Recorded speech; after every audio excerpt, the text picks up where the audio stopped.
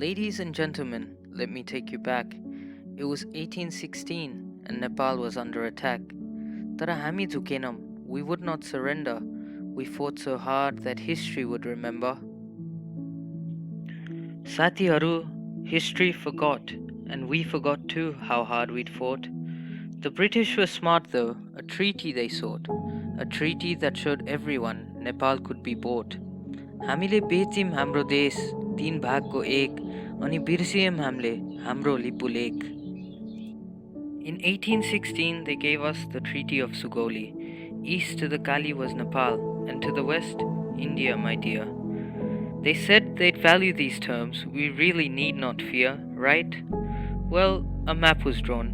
Clear थियो कुरा. कालीको स्रोत Limpiyadhura. And if you look at these maps from 1827, you can see that the British had made it quite clear. This here is Limpiadhura and Lipulekh is right here. Now those of us with eyes to see can surely make out where the border is to be. तर 1846, 1846 सबै त ठिकै छ, नेपालीलाई bliss. You see, we were ignorant and our neighbors, well, they just said Is and Kali became West Kali. But in 1857, everything changed. The world, quite literally. At least that's what this map will trace. I don't know who or how they did it, the Indians, the British maybe, but Kalapani had completely changed place. It seemed like it had jumped from Nepal to India. But who knows what happened? We obviously didn't care. We weren't threatened. But in hindsight, I see that we should have been. For what happened next, we could not foresee. Because in 1879, Kali Nadi ta Kuti Yangli po bhaecha ra Lipu khola ta Kali. A पाखेहरु, couldn't you at least be more creative? चोरी त राम्ररी गर्नु पर्थ्यो. कुटी याङली भनेकै काली नदी हो. कुटी, काली, न्याङली, नदी. You really are silly. The Ranas tried to take back what was ours.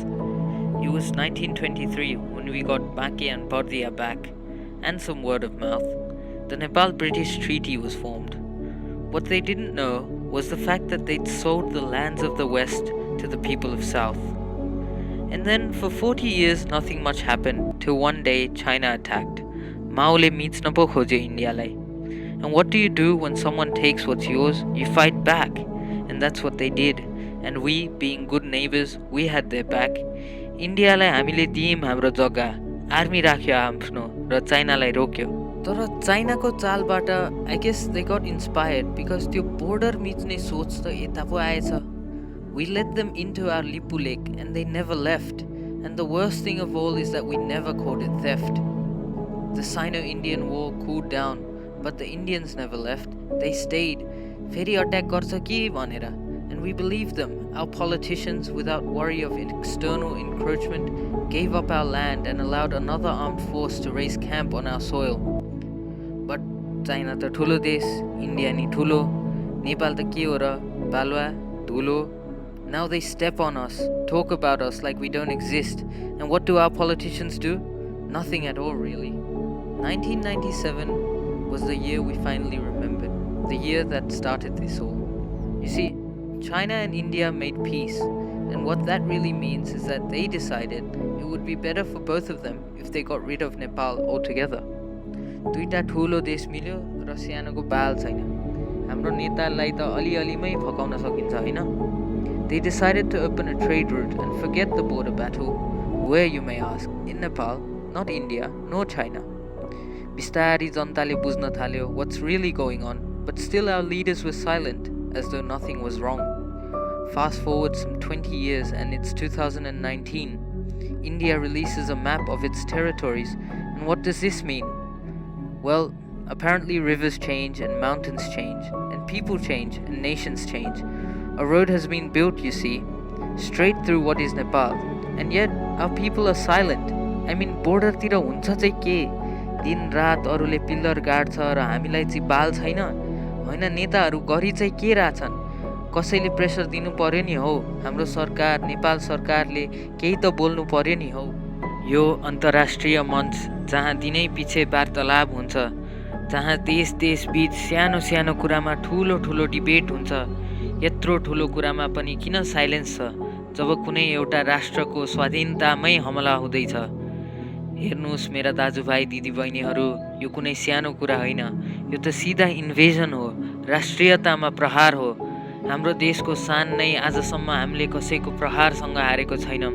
अहिले आएर हार्ने हो त हामी?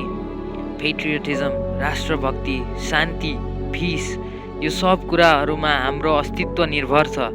बुद्धको देश, सगरमाताको देश, रातो र चन्द्र सूर्यको हाम्रो देशलाई हामी त्याग्न सक्छौँ र हिजो लिपुलेखमा निधाएका नेपालीलाई हामी भोलि इन्डियामा बिउजन दिन्छौँ र अब हामी आफै उठ्ने बेला आयो। यस्तो संसार नै पल्टिन खोजेको बेला, विश्वव्यापी रोग लागेको बेला एउटा ठुलो शक्तिले सानो शक्तिलाई मिच्न खोज्नु राम्रो हो? हामी सहन्छौँ? हाम्रो सरकार, हाम्रो नेताहरूले नमान्ने हो भने हामीले सम्झाउनु पर्छ कि हामी नै जनता हो, जनता नै देश हो। Let's take back what is hours.